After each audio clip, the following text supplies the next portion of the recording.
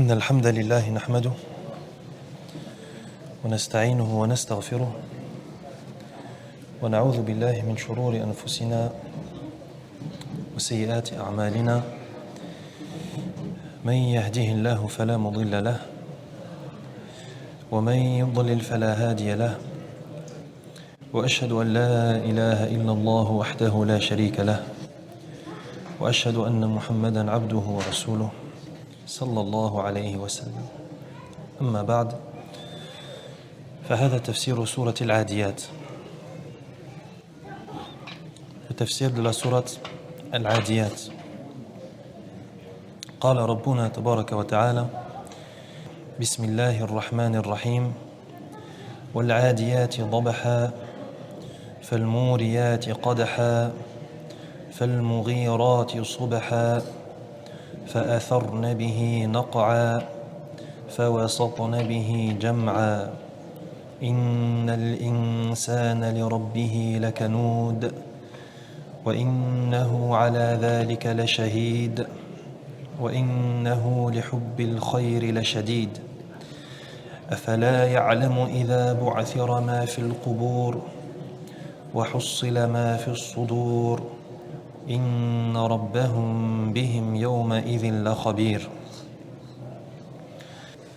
Notre Seigneur Tabaraka wa Ta'ala dit dans Surat Al-Adiyat: Bismillahir Rahmanir Rahim, par les chevaux lancés au galop, haletants, qui font jaillir des étincelles, qui donnent l'assaut à l'aube, en soulevant un nuage de poussière et pénétrant au milieu des troupes ennemies. L'homme est vraiment ingrat envers son Seigneur, et il est témoin de cela. Mais pour l'amour des richesses, il est ardent. Ne sait-il pas que lorsque les morts seront extraits de leur tombe et que le contenu des cœurs sera dévoilé, ce jour, leur Seigneur connaîtra parfaitement leurs agissements. وأما البسملة فقد تقدم الكلام عليها. La basmala a déjà été expliquée précédemment. قال تعالى: والعاديات ضبحا هذا قسم والعاديات ضبحا هذا قسم. والعاديات صفة لموصوف محذوف. فما هو هذا الموصوف؟ يعني في قوله تعالى والعاديات ضبحا هذا قسم، وكلمة العاديات صفة، ولكن ما هو الموصوف؟ الموصوف محذوف. ما هو؟ هل المراد الخيل يعني والخيل العاديات، أو المراد الإبل يعني والإبل العاديات؟ في هذا قولان للمفسرين، فمنهم من قال إن الموصوفة هي الإبل، والتقدير والإبل العاديات، ويعني بها الإبل التي تعدو من عرفة إلى مزدلفة ثم إلى منى، وذلك في مناسك الحج. واستدلوا لهذا بأن هذه السورة مكية، وأنه ليس في مكة جهاد على الخيل حتى يقسم بها. إذن هذا هو القول الأول من أقوال أو من قولي المفسرين، أن المحذوف والموصوف هو الإبل، والتقدير والإبل العاديات. الإبل العاديات من عرفة إلى مزدلفة ثم إلى منى في مناسك الحج. ما حجتهم في ذلك؟ أن هذه السورة مكية، سورة العاديات نزلت بمكة، وفي مكة لا جهاد، إذن قالوا أن المراد هو الإبل. وأما القول الثاني لجمهور المفسرين وهو الصحيح، قالوا بأن الموصوف هو الخيل، والتقدير والخيل العاديات. والخيل العاديات معلومة للعرب حتى قبل مشروعية الجهاد. هناك خيل تعدو على أعدائها سواء كان بحق أو بغير حق فيما قبل الإسلام. أما بعد الإسلام فالخيل تعدو على أعدائها بحق. Allah Azza wa Jal dit dans le premier verset de Surat Al-Adiyat Wal-Adiyati dabha, par les chevaux lancés au galop haletant. Wal-Adiyati dabha, par les chevaux qui sont lancés au galop haletant, ça c'est un qasam, c'est-à-dire c'est un jurement. Et comme ça a déjà été expliqué, on fait attention lorsqu'on traduit le mot qasam en français,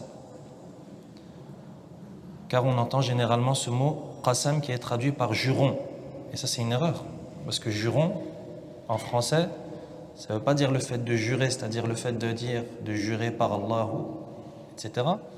Mais un juron en français c'est une insulte. Donc le fait de jurer, de dire wallahi, billahi, tallahi, etc., on va plutôt dire en français un jurement, même si ce mot est peu utilisé. Donc wal-adiyati dabha, par les chevaux qui sont lancés au galop haletant, et on verra ce que signifie haletant, c'est Allah subhanahu wa ta'ala qui jure par ces galopants. Les galopants, ce premier verset, si on devait le traduire littéralement, on dirait par ceux qui galopent, par ceux qui sont lancés au galop haletant. Donc, on a un adjectif, ou plutôt on a une caractéristique, c'est-à-dire ceux qui sont lancés au galop, mais cette caractéristique, elle se rapporte à qui? Ça veut dire qu'il y a quelque chose qui est sous-entendu dans le verset. C'est qui galope? Qui est-ce qui galope? Les savants du tafsir ont deux avis sur cette interprétation. Le premier avis, c'est que ce sont les chameaux, les dromadaires. Les dromadaires qui galopent. Qui galopent d'où à où? De Arafat à Muzdalifa, et ensuite vers Mina durant les rites du pèlerinage. Et les savants du tafsir qui ont choisi cette interprétation, ils ont dit comme argument et comme preuve que cette sourate, Al-Adiyat, elle a été révélée à la Mecque. Or, à la Mecque, Allah Azza wa Jal n'avait pas encore légiféré, n'avait pas encore instauré al-jihad à son prophète sallallahu alayhi wa sallam. Comme vous savez, à la Mecque, c'était une période de persécution et il n'était pas permis aux musulmans de prendre les armes. Donc à la Mecque, le jihad n'avait pas encore été instauré. Et ça, c'est leur preuve. Ils ont dit, cette sourate, comme elle a été révélée à la Mecque, ça ne peut être que les chameaux ou les dromadaires qui courent de Arafat à Muzdalifa et ensuite vers Mina durant les rites du Hajj. Et ça ne peut pas être les chevaux. Et le deuxième avis des savants du tafsir, c'est que ce qui est sous-entendu, ce sont les chevaux et pas les dromadaires. Al-Khayl. Et cet avis, c'est l'avis qui est le plus probable et le plus correct. Et donc, ce qui est sous-entendu, ce sont par les chevaux qui galopent, qui sont lancés au galop. Pourquoi? Car effectivement, même si le jihad n'avait pas été encore instauré durant la période mécoise au prophète sallallahu alayhi wa sallam et à ses compagnons, il n'empêche que les chevaux qui galopent en temps de guerre, c'était quelque chose qui était connu chez les Arabes à l'époque. Et donc, ça n'a pas de lien avec le fait que le djihad a été instauré ou pas. Donc voilà pour ce qui est sous-entendu dans ce premier verset, ce sont les chevaux, c'est-à-dire les chevaux lancés au galop. Yani Allah subhanahu wa ta'ala jure par les chevaux lorsqu'ils galopent. يقول الله تعالى والعاديات والعادي اسم فاعل من العدو يعني اسم فاعل من الفعل عدا يعدو. وما معنى هذا الفعل عدا يعدو؟ هو سرعة المشي والانطلاق. وقوله ضبحا والعاديات ضبحا، ما معنى الضبحا؟ الضبح هو ما يسمع من أجواف الخيل حين تعدو بسرعة، يكون لها صوت يخرج من صدورها، وهذا يدل على قوة سعيها وشدته. Donc Allah Azza wa Jalla dit dans le verset wal-adiyat, par ceux qui galopent. Et on a vu que par ceux qui galopent, c'est Allah qui jure. Ceux qui galopent, al-adiyat, en arabe, al-adiyat, ça vient du verbe ada ya'du. Donc littéralement, le galopant, celui qui galope, celui qui court. Et ada ya'du en arabe, c'est le fait de marcher avec vitesse, le fait de courir. Wal-adiyati, par ceux qui galopent, dabha. Qu'est-ce que ça signifie, dabha? Al-dabh en arabe, c'est le son qui sort des poitrines des chevaux lorsqu'ils sont lancés au galop. Lorsque les chevaux galopent, elles sortent un son qui est connu, un son qui est très particulier. Ce son qui sort de la poitrine des chevaux lorsqu'ils galopent, c'est ce qu'on appelle en arabe al-dabh. Donc voilà pourquoi lorsqu'on traduit, on dit par ceux qui galopent haletant. En français, haleter. Et le fait d'être essoufflé.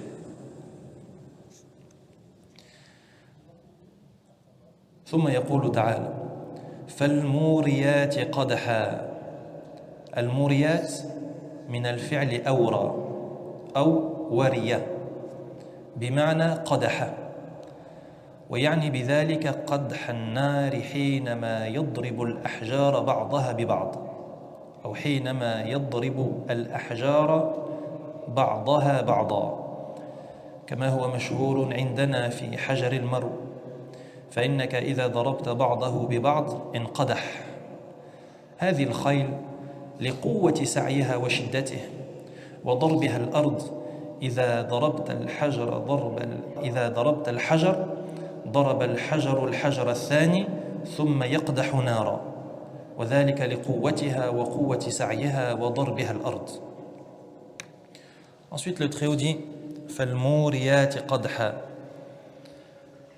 فالموريات قدحا, الموريات, ça vient du verbe arabe awra ou bien wariya, qui signifie qadaha, c'est-à-dire le fait de faire jaillir des étincelles. يعني بذلك قدح النار حينما يضرب الأحجار بعضها بعضا. Qu'est-ce qui est voulu ici par le jaillissement des étincelles? C'est lorsque les pierres elles s'entrechoquent. Lorsque les pierres s'entrechoquent. Comme par exemple, lorsque tu veux faire un feu et que tu es en forêt, que tu n'as pas de briquet ou tu n'as pas d'allumette, qu'est-ce que tu fais? Tu as recours aux pierres.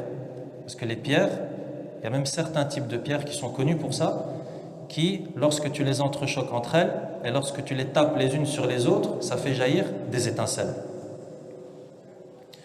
فإنك إذا ضربت بعضه ببعض انقدح هذه الخيل لقوة سعيها وشدته وضربها الأرض إذا ضربت الحجر ضرب الحجر الحجر الثاني ثم يقدح نارا.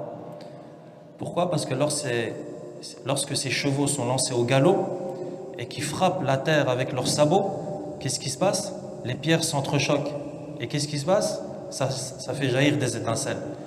D'ailleurs, ça, généralement, c'est des choses qu'on voit.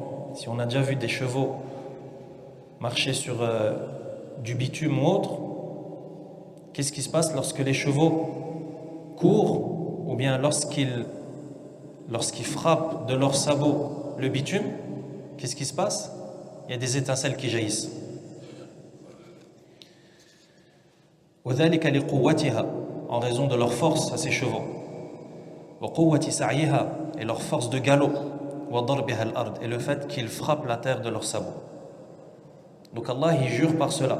Il jure par ces chevaux qui sont lancés au galop et qui halètent, c'est-à-dire qui font sortir ce bruit de leur poitrine, et فالموريات قدحا, c'est-à-dire qui font jaillir des étincelles.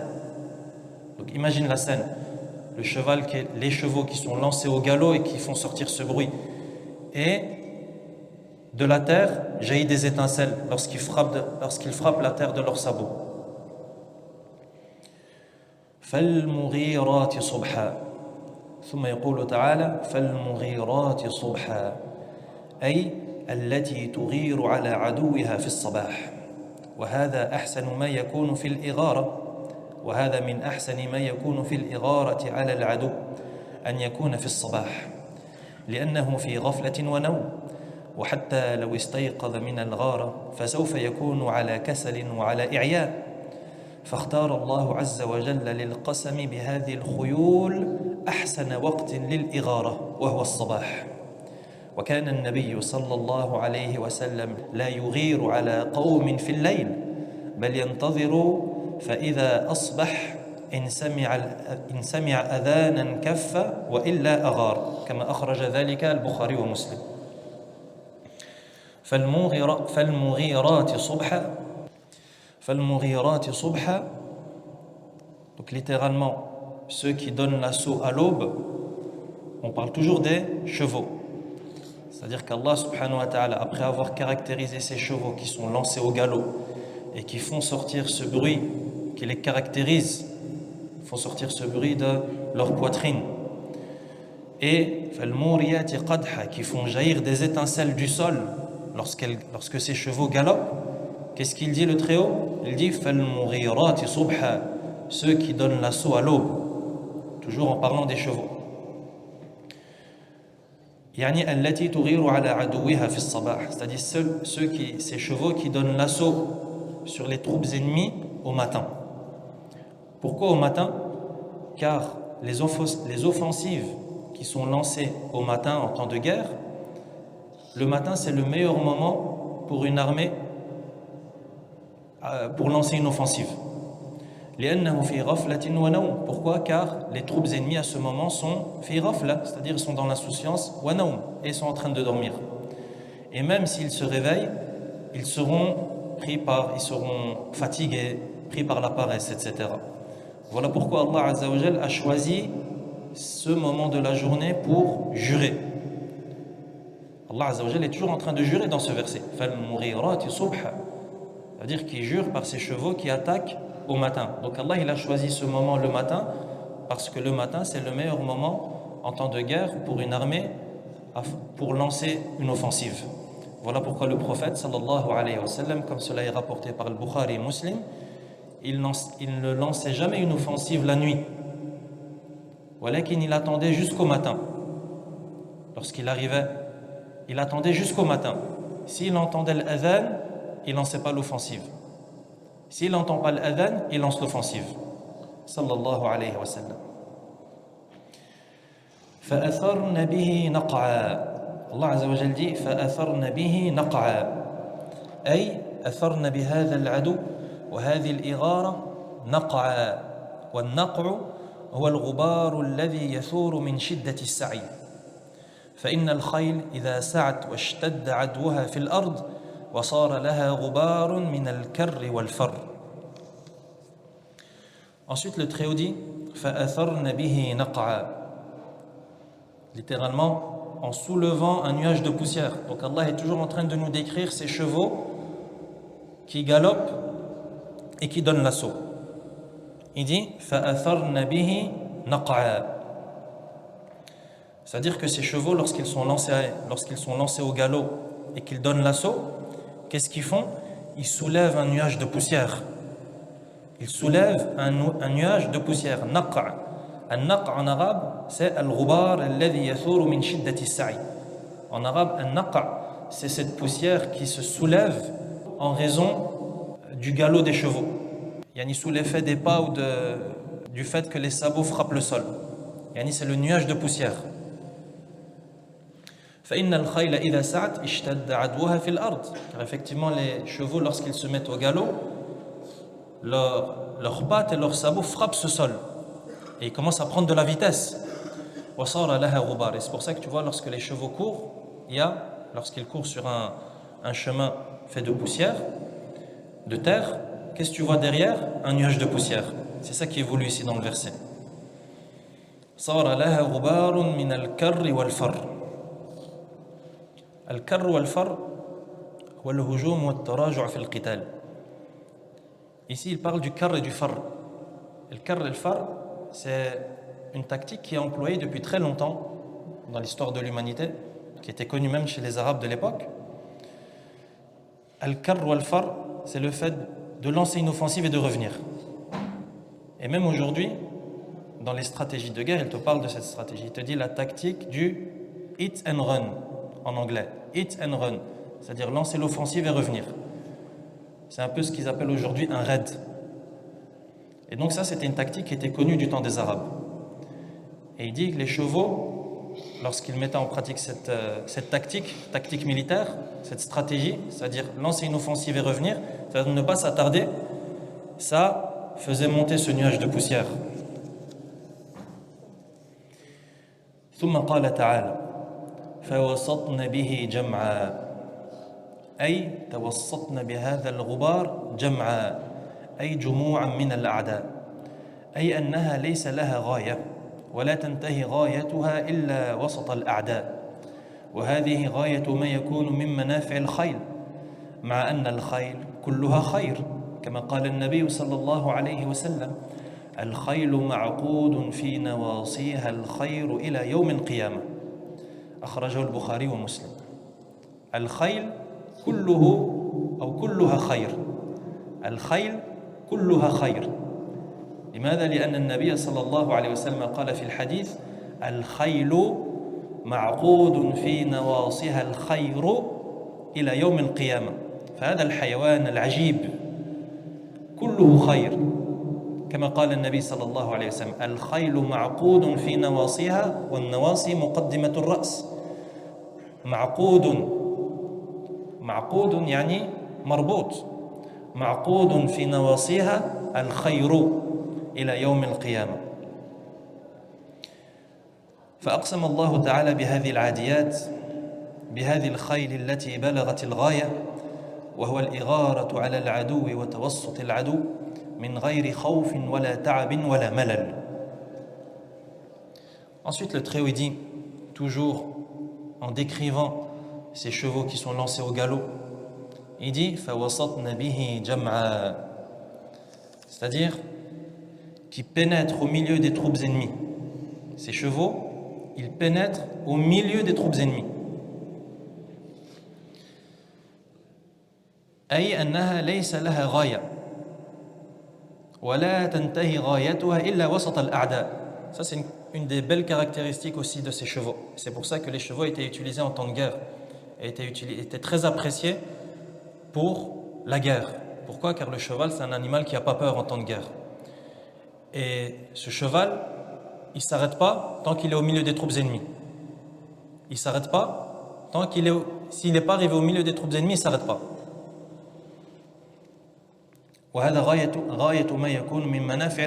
Et ça, c'est un des plus grands avantages et un des plus grands profits qui est tiré des chevaux.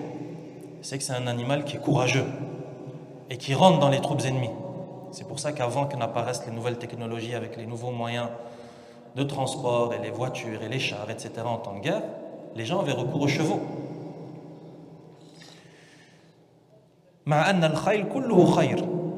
Donc ça c'est un des meilleurs avantages qu'on tire des chevaux, malgré que cet animal, le cheval, c'est un animal dans lequel il n'y a que du bien. Al-khayl kulluhu khayr ou kulluha khayr. Ce cheval, c'est un animal dans lequel il n'y a que du bien. C'est pas pour rien qu'Allah subhanahu wa ta'ala jure par cet animal dans cette sourate. Allah, comme ça a été expliqué précédemment, nous en tant que croyants, on ne peut jurer que par Allah tabaraka wa ta'ala. Al-mu'minu la yuqsimu illa billah. Le croyant ne peut jurer que par Allah subhanahu wa ta'ala, étant donné que jurer par autre qu'Allah, c'est du shirk ou du kufr, comme l'a dit le prophète sallallahu alayhi wa sallam dans le hadith. Et d'ailleurs, on fait une petite remarque concernant cela, car ça, c'est une des calamités qui s'est propagée à notre époque et depuis très longtemps. Walakin, on entend beaucoup de gens, de musulmans, qui jurent par autre qu'Allah. Wa hadhi musiba. Et ça, c'est une calamité. Ça, c'est un très grand problème. Des musulmans qui jurent par la tête de leur mère, par la tombe de leur grand-père, par je ne sais quoi. Hada la yajouz, c'est pas permis.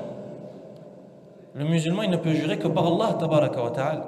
Et jurer par autre qu'Allah, c'est commettre un acte de mécréance. Donc il faut faire très attention.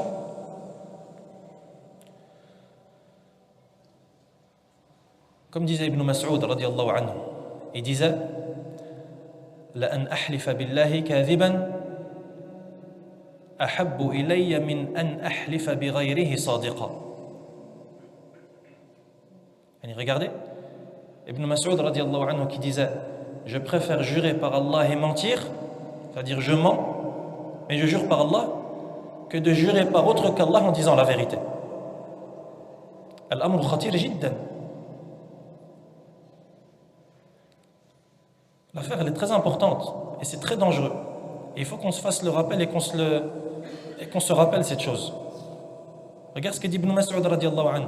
Il dit, je préfère jurer par Allah en mentant, que de ne jurer par autre qu'Allah en disant la vérité.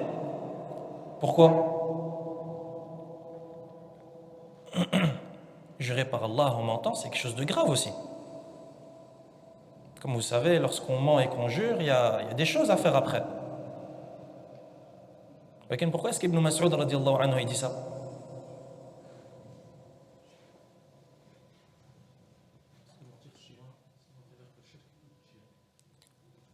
Et on a continué.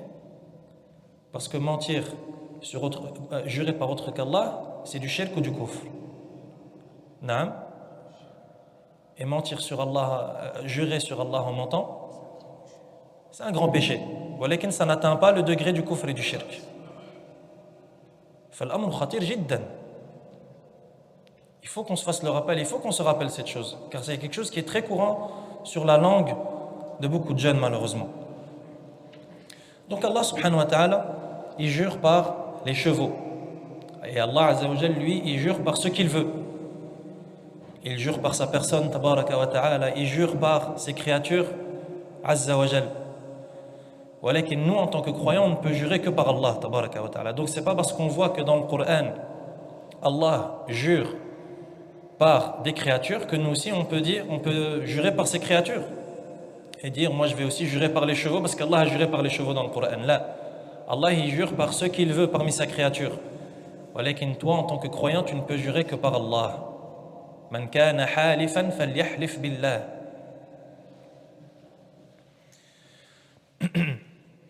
Donc Allah Azza wa Jal, il parle de ses chevaux. Et ce cheval, c'est un animal qui est rempli de bien et qui n'est que bien. Comme a dit le prophète sallallahu alayhi wa sallam dans le hadith recueilli par le Bukhari et Muslim. Al-khaylu ma'qoudun fi nawasiha al-khayru ila yawm al-qiyamah. Le prophète sallallahu alayhi wa sallam a dit que les chevaux, le bien est attaché à leur tête, à l'avant de leur tête, jusqu'au jour de la résurrection. Un hadith qui vient prouver que le cheval, c'est un animal dans lequel il n'y a que du bien et qui est lié au bien et duquel on tire énormément de profit.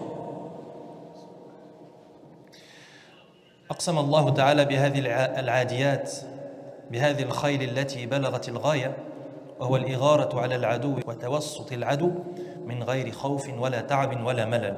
Donc en conclusion, jusque dans ce verset, Allah subhanahu wa ta'ala nous parle de ces chevaux, de ces beaux chevaux, de ces chevaux courageux qui galopent et qui font sortir ce bruit et qui font jaillir des étincelles du sol et qui donnent l'assaut à l'aube et qui soulèvent un nuage de poussière lorsqu'il court et aussi qui pénètre au milieu des troupes ennemies sans avoir peur, sans avoir du khawf, sans avoir aussi de ta'ab, c'est-à-dire sans être fatigués, sans arrêter parce qu'ils sont fatigués. Donc Allah Azza wa Jalla, il jure par tout ça. Il jure par tout ça sur quoi? Et pourquoi est-ce qu'Allah jure sur tout ça? Ça vient au verset suivant. إذن هذا هو القسم. ما هو المقسم عليه؟ المقسم عليه هو الإنسان. قال تعالى: إن الإنسان لربه لكنود. يعني الله عز وجل أقسم بهذه الأمور كلها على ماذا؟ على أن الإنسان لربه لكنود. والمراد بالإنسان هنا الجنس، أي أن جنس الإنسان إذا لم يوفق للهداية فإنه لكنود. يعني لما نسمع في القرآن أو في هذه الآية إن الإنسان لربه لكنود، المراد ليس شخص واحد، المراد ليس شخصا واحدا، وإنما المراد جنس الإنسان. الإنسان المراد الجنس. والمعنى أن جنس الإنسان إذا لم يوفق للهداية فإنه لكنود، أي كفور لنعمة الله عز وجل. كنود يعني كفور، كما قال تعالى: وحملها الإنسان إنه كان ظلوما جهولا في سورة الأحزاب.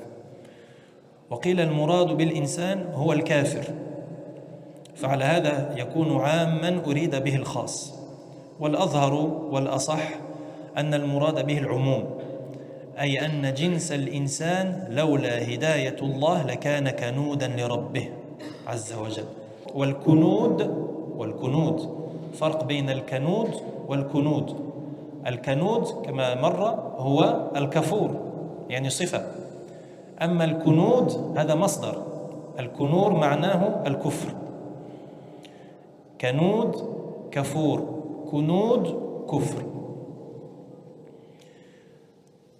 والكنود هو الكفر، يعني أن هذا الإنسان كافر لنعمة الله عز وجل، يرزق الله عز وجل فيزداد بهذا الرزق عتوا ونفورا. فإن من الناس من يطغى إذا رآه قد استغنى عن الله. فإن من الناس من يطغى إذا رآه قد استغنى عن الله. كلا إن الإنسان ليطغى أن رآه استغنى. الإنسان لما يرى أنه يستغني وأنه خلاص آتاه الله عز وجل أمنيته وما يريد يطغى، نسأل الله العافية والسلام. يطغى يعني يتجاوز الحدود. وما أكثر ما أفسد الغنى من بني آدم. وما أكثر ما أفسد الغنى من بني آدم، يعني ما أكثر الذين فسدوا بعد الغنى، يعني بعد أن انتقلوا من الحاجة إلى الكثرة في المال، ما أكثر هؤلاء، نسأل الله العافية والسلام. لهذا الغني يجب أن يشكر ربه عز وجل على هذا المال الذي رزقه الله تبارك وتعالى. الغني لابد أن يشكر، والفقير لابد أن يصبر. يعني لابد أن نلتفت إلى هذا.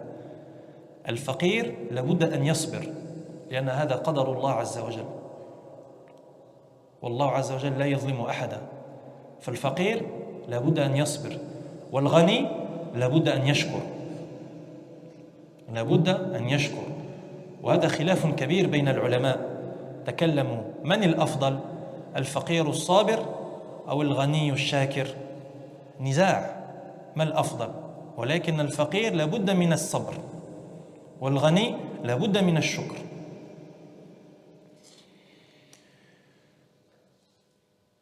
فهكذا الإنسان، فهو كفور بنعمة الله عز وجل، يجحد نعمة الله ولا يقوم بشكرها ولا يقوم بطاعة الله، لأنه كنود لنعمة الله. Allah Azza wa Jal, il a donc juré par toutes ces choses, par ces chevaux qui font telle et telle chose, comme ça a été décrit. Walakin il jure par rapport à quoi? Lorsqu'on jure, on jure par rapport à quelque chose. C'est comme si je dis Wallahi, je vais aller à tel endroit. Et quand tu jures, c'est pour annoncer quelque chose, pour dire, pour informer quelque chose. Allah Azza wa Jal, il a juré par ses chevaux. Pourquoi? C'est justement ce verset. Innal insana li rabbihi lakanud. Allah il jure par tout cela pour dire à la fin, l'homme est vraiment ingrat envers son Seigneur. Donc Allah il jure par ses chevaux qui sont lancés au galop et qui rentrent dans les troupes ennemies par le milieu, etc., que l'être humain est vraiment ingrat envers son Seigneur. Al-insan, dans le verset, l'être humain, ce qui évolue, c'est tous les êtres humains. C'est pas un seul être humain, c'est al-jins. Ça veut dire que l'être humain, l'humanité, si Allah tabaraka wa ta'ala leur donne pas le tawfiq et ne les guide pas, qu'est-ce qu'ils sont? Kanoud. C'est-à-dire ils sont ingrats. Kanoud, c'est-à-dire kafour. Kafourun li ni'matillah. Kafourun li ni'matillah. C'est-à-dire qu'ils sont ingrats vis-à-vis des bienfaits d'Allah subhanahu wa ta'ala. Comme a dit le Très-Haut dans le verset 72 de Surat Al-Ahzab, وَحَمَلَهَا الْإِنسَانِ يعني الأمانة وَحَمَلَهَا الْإِنسَانِ إِنَّهُ كَانَ ظَلُومًا جَهُولًا. Mais l'être humain a porté porter cette amana, ce dépôt. Innahu kana zaluman jahula. L'être humain est vraiment zaloum, c'est-à-dire qu'il se fait beaucoup de tort à lui-même et il est jahoul, c'est-à-dire il est très ignorant. وقيل المراد بالإنسان هو الكافر. Et il y a un autre avis qui dit que ce qui est voulu, c'est pas la personne ingrate, c'est-à-dire la personne qui est ingrat vis-à-vis des bienfaits d'Allah, mais que ce qui est voulu, c'est al-kafir, c'est-à-dire le mécréant. فعلى هذا يكون عاما أريد به الخاص والأظهر أن المراد به العموم. Mais l'avis le plus probable et le plus proche, c'est que ce qui est voulu par le verset, c'est quelque chose de beaucoup plus large que le kafir, c'est-à-dire la personne qui est ingrate. أي كافر لنعمة الله عز وجل. Donc ce qui est voulu, c'est celui qui ne renie pas Allah, mais qui renie le bienfait d'Allah. كافر لنعمة الله. Allah Azza wa Jal donne à la personne, il lui donne du rizq, Allah Azza wa Jal est généreux avec l'individu et il fait preuve de largesse avec lui et il lui accorde la santé, il lui accorde des biens, et il lui accorde une épouse, et il lui accorde des enfants, et il lui accorde des connaissances. L'insan, au plus Allah lui donne et au plus il devient orgueilleux, au plus il s'enfle d'orgueil et au plus il dépasse les limites fixées par Allah tabaraka wa ta'ala. Et effectivement, ça c'est quelque chose qui est observé et observable, c'est que nombreuses sont les personnes qui ont dévié et qui se sont égarées et qui ont outrepassé les limites d'Allah après avoir connu la richesse. Hada kathir, ça c'est quelque chose qui est très observable dans la société. Qu'Allah nous en préserve, qu'Allah nous préserve de ce mal et de ce vilain comportement qui est qu'après qu'Allah te donne, au lieu de remercier Allah subhanahu wa ta'ala et au lieu de plus t'impliquer dans la religion, car Allah t'a accordé un bienfait, donc normalement en retour, le bienfait, qu'est-ce qui vient en retour normalement de la part du croyant? C'est ash-shukr. Donc au lieu d'être reconnaissant envers Allah subhanahu wa ta'ala pour ce bienfait, beaucoup d'êtres humains malheureusement, lorsqu'Allah Azza wa Jalla leur donne des bienfaits, c'est l'effet inverse qui se passe. Ça veut dire qu'ils outrepassent et qu'ils s'égarent et qu'ils dévient et qu'ils utilisent ce bien qu'Allah leur a accordé, non pas dans l'accomplissement du bien, mais dans l'accomplissement du mal. Waliyadhu billah. فهو كفور بنعمة الله عز وجل يجحد نعمة الله ولا يقوم بشكرها ولا يقوم بطاعة الله لأنه كنود لنعمة الله. ثم قال تعالى: وإنه على ذلك لشهيد.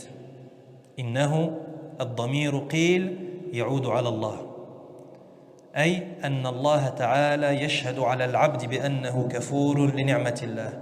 وقيل قول آخر: إنه عائد على الإنسان نفسه، أي أن الإنسان يشهد على نفسه بكفر نعمة الله عز وجل. والصواب أن الآية شاملة لهذا وهذا، فالله شهيد على ما في قلب ابن آدم وشهيد على عمله، والإنسان أيضا شهيد على نفسه، لكن قد يقر بهذه الشهادة في الدنيا وقد لا يقر بها، فيشهد على نفسه يوم القيامة كما قال تعالى: يوم تشهد عليهم ألسنتهم وأيديهم وأرجلهم بما كانوا يعملون. Ensuite, le Très-Haut dit au verset suivant dans la traduction des sens: et il est témoin de cela. Donc après avoir dit que l'homme est vraiment ingrat, le Très-Haut dit dans la traduction des sens: et il est témoin de cela. Il se rapporte à qui? Deux avis des savants et des savants du tafsir. Le premier avis, c'est que il revient à Allah. Ça veut dire que Allah est témoin de l'ingratitude de cet être humain. Et le deuxième avis, c'est que il revient à la personne ingrate. C'est-à-dire la personne qui est ingrate est témoin de cela. Elle sait qu'elle est ingrate envers son Seigneur, tabaraka wa ta'ala. Et qu'est-ce qu'on va imputer au verset comme interprétation? Les deux. Ce qui est correct, c'est que le verset il inclut cette interprétation et l'autre, les deux. Pourquoi? Car effectivement, Allah subhanahu wa ta'ala est témoin de ce qu'il y a dans le cœur des fils de Adam et des êtres humains. Et il est également témoin de leurs actes. De même que la personne la personne est témoin également de ses actes. Toute personne sait ce qu'elle fait. Elle est témoin de ce qu'elle fait. Elle est témoin de ce qu'elle pense. Donc l'être humain, il est aussi témoin de ce qu'il fait. Par contre, peut-être qu'il l'avoue, comme, il peut l'avouer comme il peut ne pas l'avouer, dans ce bas monde. Dans ce bas monde, l'être humain, lorsqu'il commet du mal, il sait qu'il a commis du mal. Walakin, ça va dépendre. Soit il l'avoue, soit il ne l'avoue pas. Walakin fil akhira, ça va être différent. Le jour de l'au-delà, c'est pas possible de ne pas avouer. Pourquoi? Car c'est tes membres eux-mêmes qui vont témoigner contre toi. Ici, tu peux renier un mal. Tu peux dire non, j'ai pas fait, alors que tu as fait. Et tu sais que tu l'as fait. Walakin hakadha fi dunya, c'est comme ça dans ce bas monde. Tu as une échappatoire, walakin qui ne te sert à rien du tout. Pourquoi? Parce que le jour de la résurrection, il n'y a pas d'échappatoire. Parce que c'est même plus toi qui vas parler. C'est tes membres qui vont parler. Yawma tashhadu alayhim alsinatuhum, le jour où leurs langues vont parler. Wa aydihim, et leurs mains. Wa arjuluhum, et leurs pieds, leurs jambes. Bima kanu ya'malun. C'est-à-dire que le jour de la résurrection, c'est ta langue qui va parler, qui va témoigner contre toi. Il a dit et il a dit et il a dit. Wa aydihim, ainsi que tes mains. Il a fait, il a fait, il a fait. Wa arjuluhum, tes pieds aussi. Il a été à tel endroit, etc., etc. Bima kanu ya'malun. Donc le verset il inclut les deux sens, les deux interprétations. C'est-à-dire que non seulement Allah est témoin, mais la personne est également témoin. ثم قال تعالى وإنه لحب الخير لشديد وإنه يعني الإنسان لحب الخير لشديد الخير هو المال الخير هو المال كما قال تعالى كتب عليكم إذا حضر أحدكم الموت إن ترك خيرا الوصية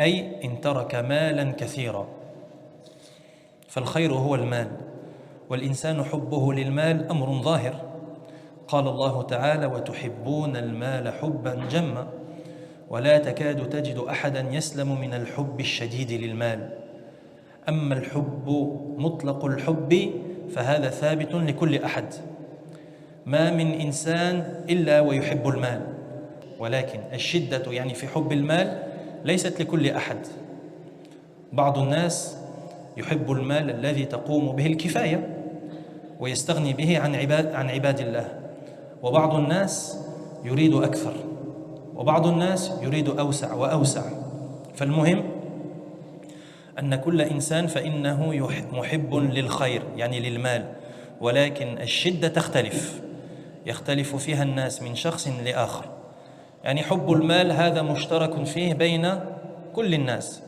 يحبون المال كل الناس يحبون المال ولكن بعض الناس بل كثير من الناس عندهم شدة في حب المال عندهم شدة في حب المال Ensuite le Très-Haut dit وَإِنَّهُ لِحُبِّ الْخَيْرِ لَشَدِيدٌ.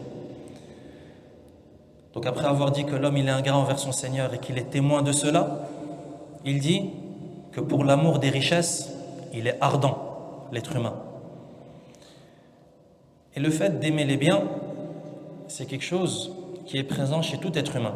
Tout être humain aime le bien, aime l'argent. Par contre, c'est où qu'il y a une différence? C'est ceux qui aiment de manière intense et ardente les biens. Ceux qui aiment les biens de manière ardente. Comme le dit le Très-Haut, وَتُحِبُّونَ الْمَالَ حُبًّا جَمًّا. Et vous aimez l'argent de manière ardente. Donc le fait d'aimer les biens, le fait d'aimer l'argent, c'est quelque chose de naturel chez la personne. Mais c'est quand que ça devient blâmable et c'est où que les gens diffèrent, c'est ceux qui vont aimer cet argent de manière ardente. Et cette catégorie de personnes est très nombreuse. Cette catégorie, ces gens sont très nombreux. Rares sont les gens qui aiment l'argent mais qui se contentent du peu. C'est-à-dire ils se contentent de l'argent dont ils ont besoin pour vivre leur vie. Al-kifaya, ce qui leur suffit. pour boire, pour manger, pour maintenir leur foyer, etc. Rares sont les gens comme ça. Et bien entendu, ça nous fait penser à une qualité très importante en islam qui s'appelle al-qana'a. Al-qana'a, yani le fait de se satisfaire de ce qu'Allah t'a donné. Ça, c'est une qualité très noble en islam. Et qu'on se doit d'essayer d'atteindre cette qualité. Et de se parer de cette qualité, de cette noble qualité qui est al-qana'a. Contente-toi de ce qu'Allah t'a donné. Allah, il sait ce dont tu as besoin. Allah subhanahu wa ta'ala sait ce dont tu as besoin. Et ici, il t'a donné telle quantité, il y a une sagesse là-dedans, que toi, peut-être, tu n'arrives pas à cerner. Mais si Allah, il t'a donné ça, et qu'à l'autre, il a donné une autre quantité, et qu'à l'autre, il n'a pas donné, il sait pourquoi, tabaraka wa ta'ala, il y a une sagesse. Qu'est-ce que t'en sais? Si Allah t'avait donné beaucoup, peut-être que ça aurait été une cause pour que tu quittes la religion de l'islam. Wal'iyadhu billah. Comme on vient d'en parler, combien de gens se sont égarés après avoir été riches? كم من الناس ضلوا بعد أن أصبحوا أغنياء وقد يصل الحد إلى الردة نسأل الله العافية والسلامة فلا تدري اقتنع بما أعطاك ربك تبارك وتعالى. Donc Allah Azza wa Jalla dit dans ce verset que l'être humain, il aime les biens de manière ardente. Ou bien cette personne ingrate, elle aime les biens de manière ardente, de manière intense. ثم إن الله تعالى ذكر الإنسان حالا لا بد له منها فقال أفلا يعلم إذا بعثر ما في القبور فيعمل لذلك اليوم ولا يكن همه المال أفلا يعلم يعني أفلا يتيقن إذا بعثر ما في القبور أي نشر وأظهر فإن الناس يخرجون من قبورهم لرب العالمين كأنهم جراد منتشر يخرجون جميعا بصيحة واحدة وإن كانت إلا صيحة واحدة فإذا هم جميع لدينا محضرون.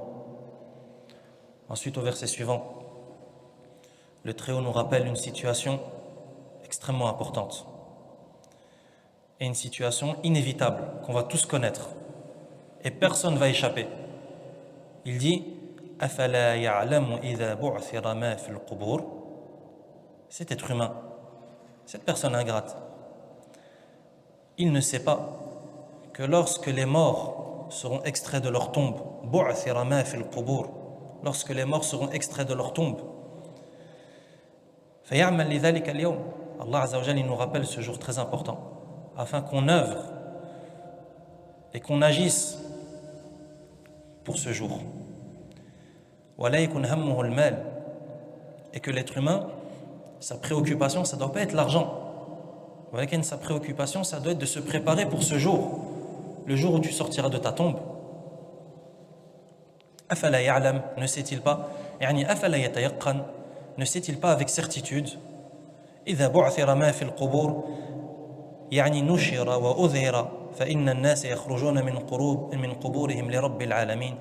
يعني ne sait-il pas le jour où les habitants des tombes vont sortir et qui sortiront des ténèbres de la tombe afin de se tenir devant le Seigneur des mondes.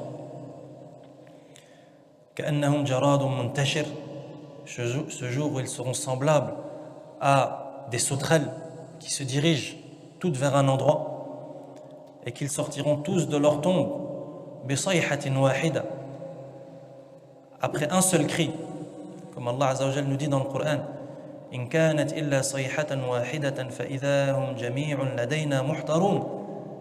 Il ne suffira d'un seul cri pour qu'ils soient tous devant nous présents. ثم قال تعالى وحصل ما في الصدور أي ما في القلوب من النيات وأعمال القلب كالتوكل والرغبة والرهبة والخوف والرجاء وما أشبه ذلك. وهنا جعل الله عز وجل العمدة ما في الصدور. وهنا جعل الله تعالى العمدة ما في الصدور كما قال تعالى يوم تبلى السرائر فما له من قوة ولا ناصر لأنه في الدنيا يعامل الناس معاملة الظاهر، حتى المنافق يعامل كما يعامل المسلم، يعامل كما يعامل المسلم حقا، لكن في الآخرة العمل على ما في القلب. هذه مسألة خطيرة جدا، يعني لا تغتر بنفسك. لماذا؟ لأن في الدنيا المعاملة على الظاهر، لأننا في الدنيا المعاملة على الظاهر. حتى المنافق، النبي صلى الله عليه وسلم كان يعامل المنافقين على حسب الظاهر، يعني من أعلن الإسلام يعامله النبي صلى الله عليه وسلم على أنه مسلم، حتى ولو علم بنفاقه، حتى ولو علم بنفاقه، لأن الله عز وجل أخبر النبي صلى الله عليه وسلم ببعض أسماء المنافقين. ففي الدنيا المعاملة على الظاهر، تعلن الخير، تظهر الخير، نعاملك على هذا الأساس. ولكن لا تغتر بهذا، لأن يوم القيامة يتغير القانون، والمعاملة تكون على الباطن والقلب. فلهذا يقول: ولهذا يجب علينا أن نعتني بقلوبنا قبل كل شيء. لهذا يجب علينا أن نعتني بالقلوب في هذه الدنيا، لا نعتني بالظاهر أولا، نعتني ونهتم بالقلب أولا قبل الأعمال. نعتني بالقلب قبل العمل، لأن العمل مبني على نية القلب، إنما الأعمال بالنيات، لأن القلب هو الذي عليه المدار على القلب، وهو الذي سيكون الجزاء عليه يوم القيامة. ولهذا قال: وحصل ما في الصدور. فلهذا يجب علينا أيها المسلمون أن نعتني بهذا القلب، بهذه المضغة التي في صدورنا، لأن المدار عليه. والظاهر هذا شيء آخر. الظاهر ممكن تخدع به الخلق، يعني بظاهرك ممكن تخدع الخلق، ولكن هل ستخدع خالقك سبحانه؟ يخادعون الله وهو خادعهم. القلب أهم من كل شيء، لأنه محل نظر الخالق إليك. قلبك محل نظر الخالق إليك. الله عز وجل ينظر إلى قلبك. إن الله لا ينظر إلى صوركم ولا أجسادكم، ولكن ينظر إلى قلوبكم. فلهذا يجب أن نعتني بهذا القلب ونفتش فيه، ولا تظن أنك قلبك نقي. إياك أن تظن هذا. فتش وانظر وأعد النظر مرة أخرى، لأن القلب طرقه معوجة، يعني أمرها خطير جدا وصعب. وإصلاح القلب أمر عسر جدا. تطهير القلب من الأمراض، من الآفات، من الأدناس شيء عسر جدا. فيجب أولا أن نطلب من الله سبحانه وتعالى الإعانة على ذلك، وكذلك نبذل الأسباب ونبذل الجهود في تطهير هذا القلب. فالله عز وجل لا ينظر إلى صوركم ولا إلى أجسادكم، ولكن ينظر إلى قلوبكم. فعيب كبير أن تهتم بمحل نظر الخلق إليك وتترك محل نظر الخالق إليك. عيب كبير. الناس أين ينظرون إليك؟ إلى أين ينظرون؟ ينظرون إلى ظاهرك، ينظرون إلى ملابسك، إلى جسدك، إلى جمالك، إلى شعرك، إلى لون عينك. هكذا الخلق. أما الله عز وجل لا ينظر إلى هذه الأشياء، ينظر إلى القلب. فعيب كبير أن تهتم بالموضع الذي ينظر إليه الخلق وتترك الموضع الذي ينظر إليه خالقك. عيب كبير. لهذا قال يجب علينا أن نعتني بقلوبنا قبل كل شيء، لأن القلب هو الذي عليه المدار. Ensuite le Très-Haut dit وحصل ما في الصدور. Ce jour-là, le contenu des cœurs sera dévoilé. وحصل ما في الصدور, c'est-à-dire tout ce qu'il y a dans le cœur, les intentions qu'il y avait dans le cœur, les actes du cœur, le tawakkul, le désir, la peur, l'espoir, la crainte, etc. Tout ça, ce jour-là, ce qui était caché dans ce bas monde, étant donné que c'est dans le cœur, donc c'est caché.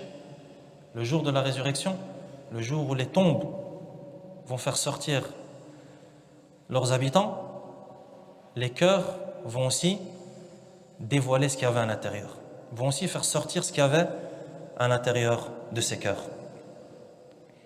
Donc Allah Azza wa Jal, il détermine le cœur comme étant la base.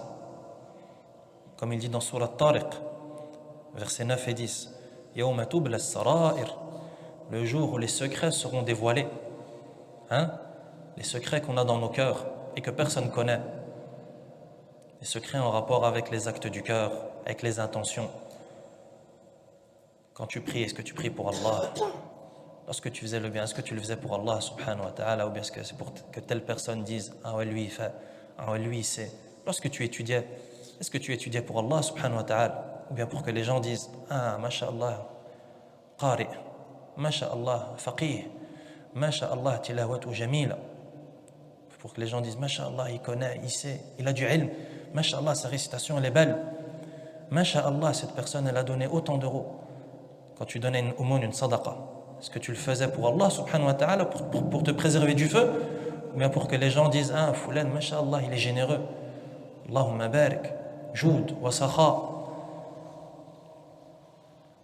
Yawma tubla as-sara'ir, ces secrets qu'on ne connaît pas dans ce bas monde, le jour de la résurrection ils seront dévoilés. Yawma tubla as-sara'ir, le jour où les secrets seront dévoilés. Pourquoi? Parce que dans ce bas monde, al-mu'amala, c'est-à-dire que les interactions entre les gens, elles se font sur base de ce qui apparaît, al-zahir. Les interactions, les agissements qu'il y a entre les gens, les interactions qu'il y a entre les êtres humains, elles se font sur base de al-zahir, c'est-à-dire des apparences.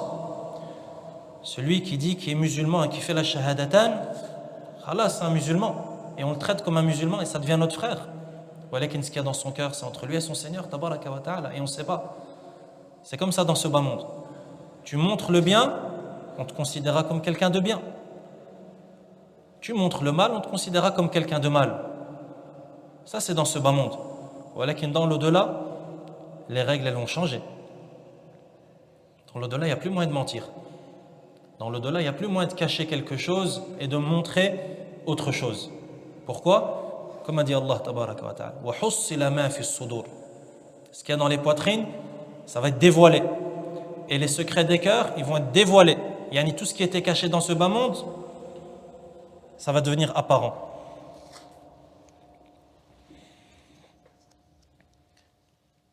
Et donc on tire de cela, et on comprend de cela, chers frères, que la chose la plus importante à laquelle on doit s'adonner, la chose la plus importante par rapport à laquelle on doit faire des efforts, c'est la réforme du cœur. C'est la chose la plus importante. Yani ne sois pas trompé.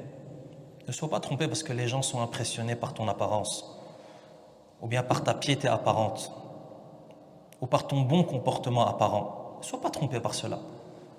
Concentre-toi sur ce qu'il y a dans ton cœur. Essaye de faire en sorte que ce qu'il y a dans ton cœur, c'est quelque chose qui est beau, qui est propre. Voilà si nos cœurs ils sont semblables à des poubelles, à des ordures, et on a une belle apparence, est-ce que ça va nous être utile?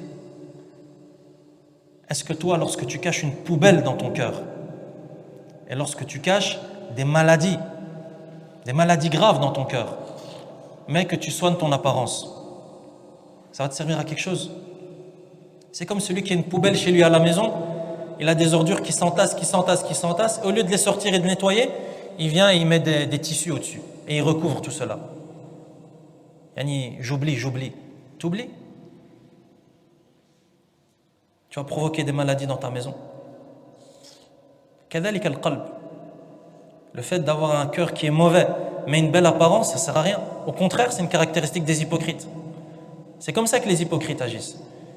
Ils cachent le mal et ils laissent apparaître le bien. Ils cachent le kufr et ils laissent apparaître l'islam.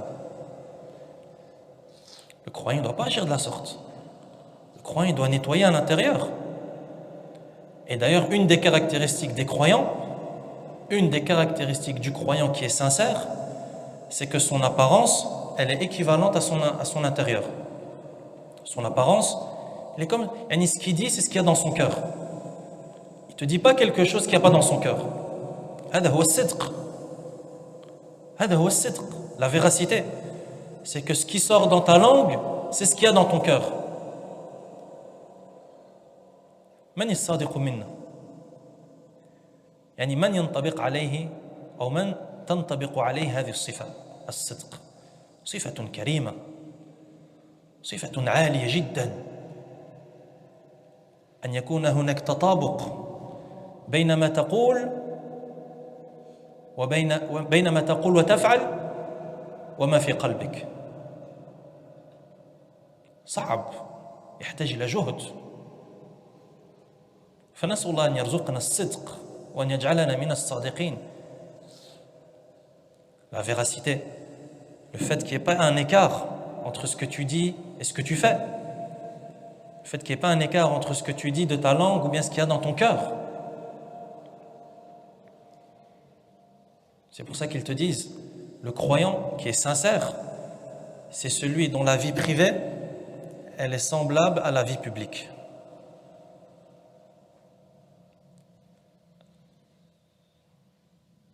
C'est celui dont l'intimité est semblable à sa vie sociale. Où t'as vu ça toi aujourd'hui? Yani qui est quelqu'un qui est pareil et qui est le même, qu'il soit à la maison mais qu'il soit dehors avec ses amis. هذا هو المؤمن المخلص الصادق. فنجتهد في هذا. On fait des efforts dans cela. On essaie de faire en sorte que nos vies au pluriel, parce que nous on a des vies, on n'a pas une vie, que nos vies, c'est-à-dire notre vie sociale, notre vie à la maison, notre vie avec les familles, et notre vie quand on est tout seul aussi. Ça c'est une autre vie.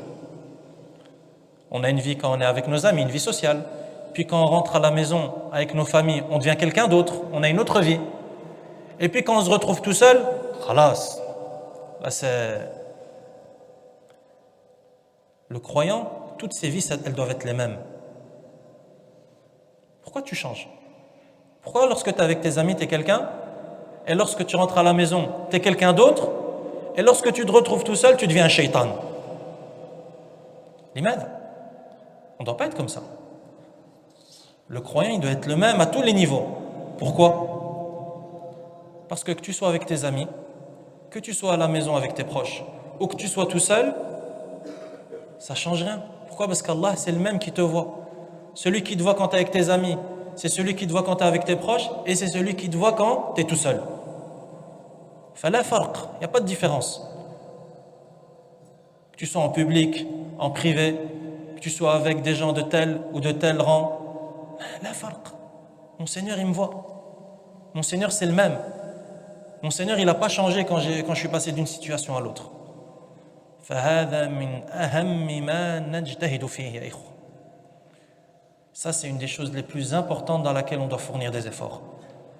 Et c'est extrêmement difficile. صعب وعسر جدا. C'est le combat de toute une vie. C'est le combat de l'ikhlas. C'est le combat du sidq. C'est jihad al-nafs. Walakin, c'est là qu'on doit se concentrer. C'est sur ces choses qu'on doit se concentrer. Essayer d'être un croyant qui est équilibré. Pas un croyant qui est déséquilibré, qui a plusieurs vies, qui a plusieurs visages, qui a plusieurs personnalités. هذه أعمال المنافقين لا ينبغي للمؤمن.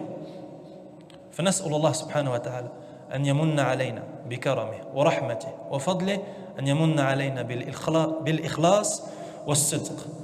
اللهم من علينا بالإخلاص في القصد والنية والإحسان في القول والعمل.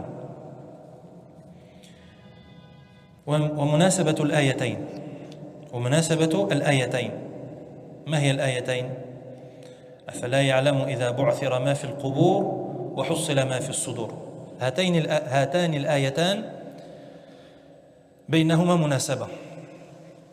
مناسبة الآيتين بعضهما لبعض أن بعثرة ما في القبور إخراج للأجساد من بواطن الأرض، وتحصيل ما في الصدور إخراج لما في الصدور مما تكنه الصدور.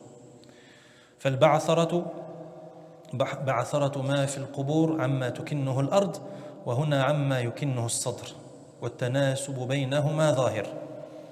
إذن هناك مناسبة بين الآيتين. ما هي؟ أن بعثرة ما في القبور إخراج لما تكنه الأرض، يعني لما تخفيه الأرض وهي الأموات، وتحصيل ما في الصدور إخراج لما تكنه القلوب والصدور. Entre les deux derniers versets qui viennent d'être cités, à savoir que lorsque les morts seront extraits de leur tombe et que les secrets et les intentions seront dévoilés des cœurs, il y a un lien entre ces deux versets, qui est que dans les deux versets, il y a quelque chose de secret qui va sortir. Il y a quelque chose de caché et de dissimulé qui va sortir. Avec les tombes, c'est les morts. Les morts qui sont cachés et dissimulés sous la terre, ils vont sortir. Et pareil pour les cœurs. Les secrets des cœurs seront également dévoilés. ثم قال تعالى إن ربهم بهم يومئذ لخبير، أي إن الله عز وجل بهم أي بالعباد لخبير. وجاء التعبير بهم ولم يقل به، مع أن الإنسان مفرد باعتبار المعنى، أي أنه أعاد الضمير على الإنسان باعتبار المعنى، لأن المعنى إن الإنسان أي إن كل إنسان. نحن قلنا في بداية السورة أن الإنسان معناه الجنس، يعني كل إنسان، فالمعنى لفظه مفرد ولكن معناه الجمع. ولهذا في آخر السورة إن ربهم بهم جاء باعتبار المعنى وليس باعتبار اللفظ، يعني راعى مراعاة للمعنى، يعني جنس الإنسان. إن ربهم بهم يومئذ لخبير. وعلق العلم بذلك اليوم إن ربهم بهم يومئذ لأنه يوم الجزاء والحساب، وإلا فإن الله تعالى عليم خبير في ذلك اليوم وفيما قبله، فهو جل وعلا عالم بما كان وما يكون لو كان كيف كان يكون. وهذا هو التفسير اليسير لهذه السورة العظيمة. ومن أراد البسط فعليه بكتب التفاسير التي تبسط القول في هذا. ونحن إنما نشير، يعني يقول الشيخ، ونحن إنما نشير إلى المعاني إشارة موجزة، فمن أراد البسط في ذلك فليرجع إلى كتب التفاسير. Dans le dernier verset, le Très-Haut dit إن ربهم بهم يومئذ لخبير. Ce jour-là, leur Seigneur connaîtra parfaitement leurs agissements. C'est-à-dire les agissements des serviteurs. Alors qu'au début de la sourate, Allah a dit l'être humain. Donc il a utilisé le singulier. Mais comme ça a été expliqué, ce qui est voulu par l'être humain, c'est tous les êtres humains. Donc la signification, c'est bien une signification qui est liée au pluriel. Voilà pourquoi, à la fin du verset, à la fin de la sourate, Allah Azza wa Jal utilise le pluriel. Que leur Seigneur sera parfaitement connaisseur de leurs agissements, le pluriel. De même qu'Allah dit, ce jour-là, Allah sera parfaitement connaisseur. C'est-à-dire, ce jour-là, le jour des comptes et de la rétribution. Walakin Allah subhanahu wa ta'ala est parfaitement connaisseur des agissements des serviteurs, que ce soit dans ce bas monde ou dans l'au-delà. Et c'est ainsi que prend fin le tafsir de cette sourate Al-Adiyat. Et ce tafsir de Surat Al-Adiyat, c'est un tafsir qui est très résumé et qui est très concis. Donc celui qui veut plus de détails et plus d'explications concernant l'explication de cette sourate, il se doit de revenir aux tafsirs qui sont plus poussés et plus détaillés. نسأل الله تعالى الهداية والتوفيق وأن يجعلنا ممن يتلون كتاب الله حق تلاوته إنه على كل شيء قدير وصلى الله وسلم على نبينا محمد وعلى آله وأصحابه أجمعين.